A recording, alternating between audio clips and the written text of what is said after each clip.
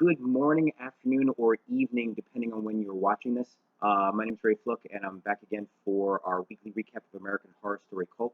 We're going to be taking a look at last week's episode, Midwestern Assassin, to get us ready for this week's episode, more specifically tonight's episode. So let's get started. First, the title itself, Midwestern Assassin, and I just want to make sure that I have my handy-dandy notes here.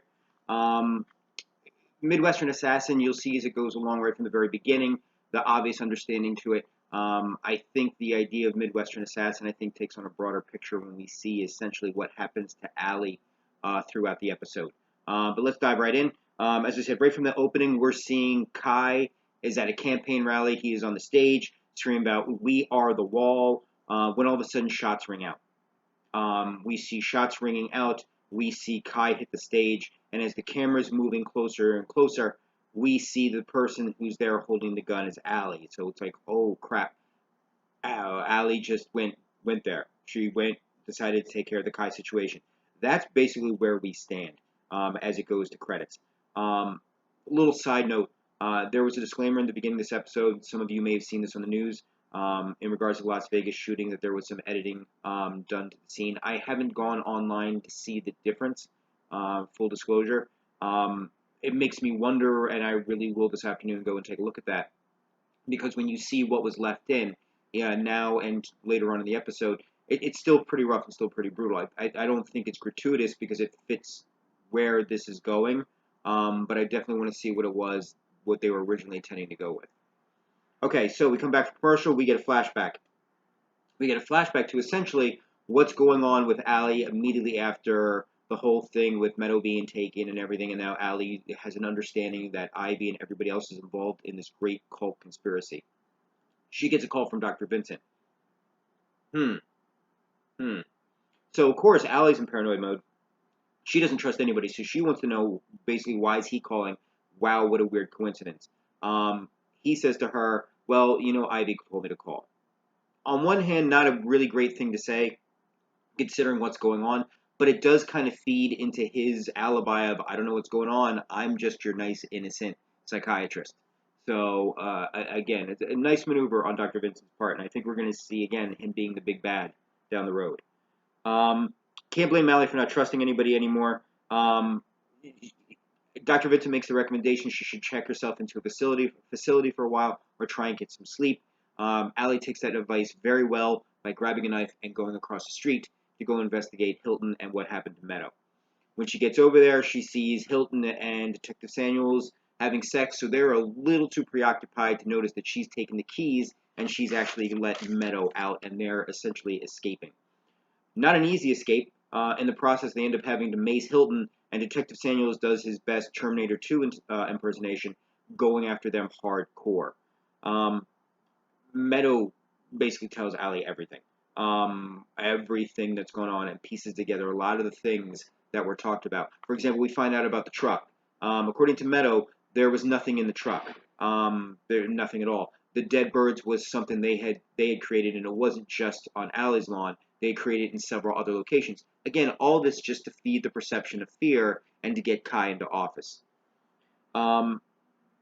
Allie, it's interesting. Allie makes a point where she talks about how Allie doesn't believe in anything, so why would she be important? Why would she be involved in all of these things? And I want to get the quote right for her from Meadow, because she hits it right on the head. It's kind of how it starts. If you already believe in something, there wouldn't be any room for him. In this case, she's talking about Kai, but in reference to any person who really just has that ability to control large masses of people and get into their heads and get them basically to do their bidding. And I think with this week's episode coming up, we're going to start seeing historically some examples of that. There is a funny line in all this horror where Allie basically asks about joining the cult, and Meadow makes a reference about how it's not like joining the AARP. There is I guess you could say, for lack of a phrase, a selection process, an initiation process, which we're going to see another example of in our flashbacks in a couple minutes. We go back now with that question back to December 2016, and we start to get a better understanding of how Meadow became involved with the cult. she had a much more emotionally and physical relationship with Kai than I realized at first. And we see Kai complimenting her artistry, and the reason why is because we learn, and it's really emphasized, that Meadow was the one who helped design the clown masks. Again, making her feel a part, making her feel involved, it's essentially how you get her to stay with the group. Or maybe not, because we see now what eventually led to the downfall. Um, Meadow hears essentially Kai using the same words on Ivy that he used on her to get her involved and to get her close, and she goes just ape shit about it. She flips out on Kai, bad mouthing the whole cult, bad mouthing his attempts at power, demeaning his run for zoning board. So it's to no surprise that Kai basically tells Hilton and Detective Samuels, take care of her. This she's not leaving. She's not getting out of here. We're gonna take care of her. She's a mess. And they tie her up. They have her in a closet, and he hits her with this line: "No one gives a shit if you live or die. You're worthless. You don't exist. You're nothing." To really drive home that point that at the end of the day, he's just gonna pull the trigger on her or anyone else he needs to for the greater cause, or so we think. Sorry, that was it was for dramatic effect, just so you know. It was for dramatic effect. So we go back to the current time. We see Kai in a council area giving a speech. It looks like a debate, but it looks more like a campaign speech to the press. And then we are introduced to Sally Kepler, played by great actress Mary Winningham, who shuts Kai shit down in a second, and just starts in on him about how he's using fear and dissension to essentially rise through the ranks, and then he's nothing new and he's nothing original. History has always shown that there are always people that are going to play on those factors to get what they want.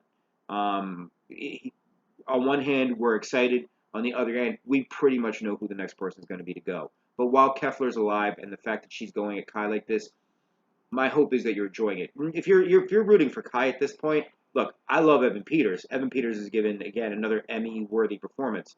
But if you're rooting for Kai, yeah, no, and you'll understand even more in a few minutes. We then get a flashback to after the election. We see Ivy freaking out because to Winter because we over the whole Gary showing up, cutting off his hand and voting. When you consider the position that Ivy and Winter left Gary in when they last saw him.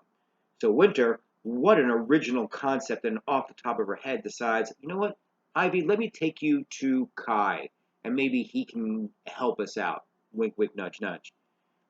Kai already knows what's going on. Kai's already taken care of everything about it. But in return, of course, Ivy has to play a little game of pinky to pinky. And he hits her with one of the best lines from the show. You know, I want the brutal truth, every little drop. And that's what he gets from Ivy. He gets from Ivy all of her anger, her hurt, and her disdain. It's especially aimed at Allie.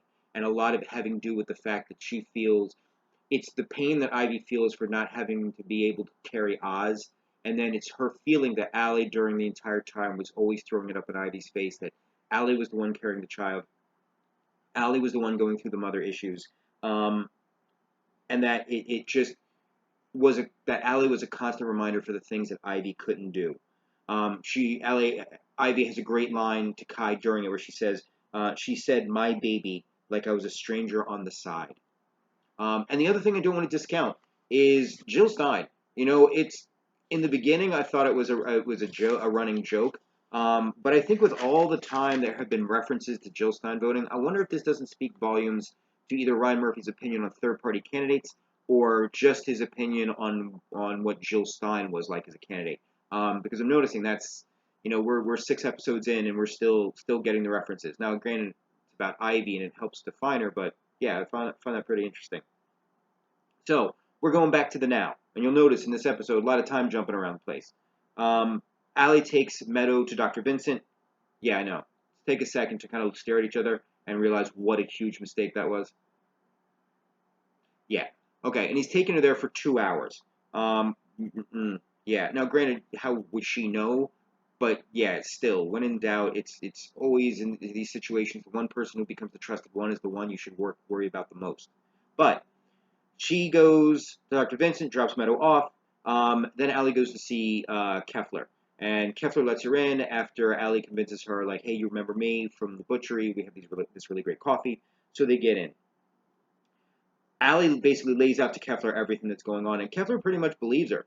She's not finding it that hard to believe. One, on the other hand, on the hand, she's seen people like Kai trade on fear and violence in the past to get their power. Our country's history is just chock full of it. I mean, just look at Joseph McCarthy and the House Un-American Activities in the '50s and all that nonsense. And she has another great line too, where she says, "Nothing shocks me. I went to Berkeley," and I think that kind of that hammered it home too. But unfortunately, like I said before, clown attack. Um, she has a gun. She makes a good faith effort. She's holding them off. One of the clowns comes from behind, gets a hold of her, and then that's just kind of it at that point. Um, we see that even in the face of certain death, she's being resistant. Kai takes his mask off to make sure that she knows it was him that was behind this. Um, he posts a suicide message on her Facebook page because it's open.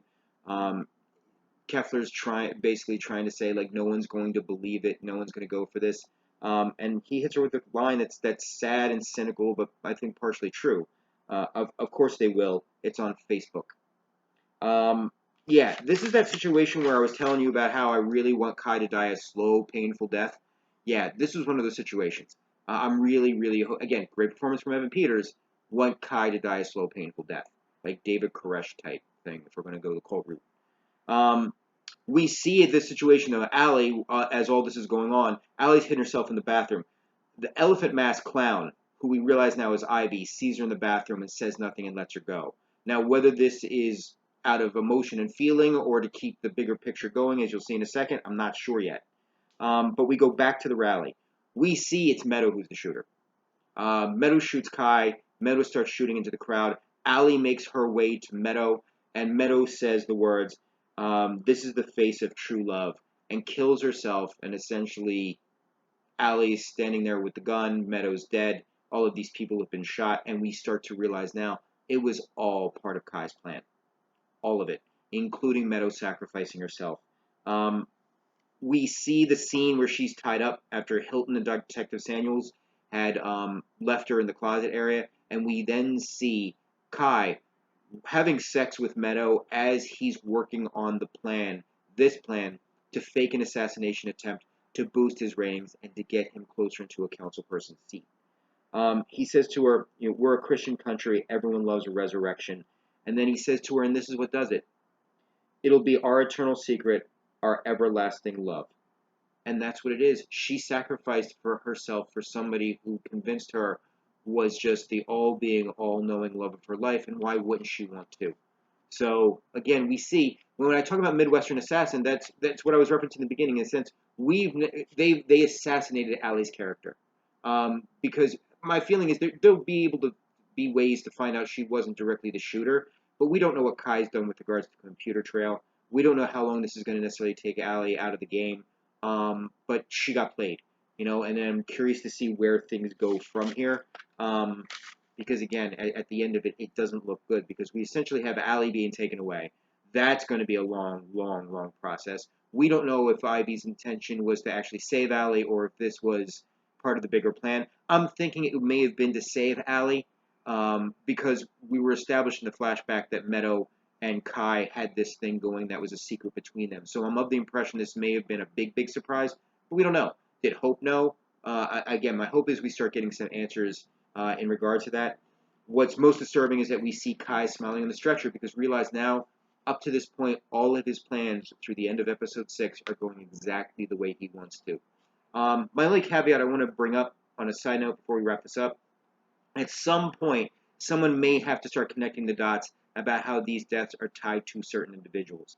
The number of deaths that have helped Kai get into this race and to be successful, a little off. Again, I think there can be some connecting the dots going on. My hope is there's a little bit of the dialing back of that, because it can be a little hard to kind of interpret in that regard. But again, we're 6 episodes in. There's 11 episodes. We still have 5 more episodes to go.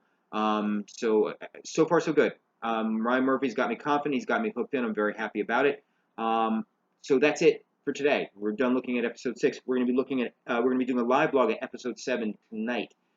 starting at 10 p.m. Eastern Standard Time. You can check us out the hour before. We usually post some trailers, clips, interviews, weird, quirky American Horror Story type stuff. But join us for 10 p.m. Eastern Standard Time online. We're going to do a live blog of episode 7, which I absolutely had to write down because apparently Ryan Murphy hates people like us and gives us long episode titles. Valerie Solanas died for your sins, scumbag. Though it is a great title, I got to say. And this is the Lena Dunham episode, if I remember correctly. So very curious to see how that turns out. But anywho, thank you guys for joining me. Hope you enjoyed this. Try not to make it long or lengthy, but I think I may have, but that's not my fault. American Horror Story just lately has been having a lot of stuff going on in its 1 hour.